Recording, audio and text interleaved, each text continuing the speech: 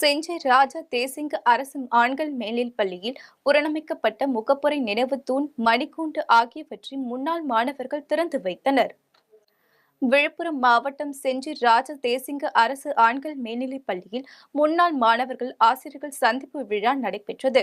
விழாவையொட்டி முன்னாள் மாணவர்கள் மற்றும் ஆசிரியர்களை செஞ்சியின் முக்கிய வீதியின் வழியாக திறந்த வெளி அலங்கார வண்டியில் அமர வைத்து மேளதாளத்துடன் பள்ளிக்கு அழைத்து சென்றனர். பின்னர் பள்ளி நுழைவாயிலில் முன்னாள் ஆசிரியர்களுக்கு மாணவர்கள் பாத பூஜை செய்து வாழ்த்து பெற்றனர். இதனைத் தொடர்ந்து 1.50 லட்சம் ரூபாய் மதிப்பீட்டில் புனரமைக்கப்பட்ட இந்திய அரசியலமைப்பு முகப்புரை நினைவு தூண் மற்றும் மணிக்கூண்டு ஆகியவற்றை ரிப்பன் வெட்டி திறந்து வைத்தனர்.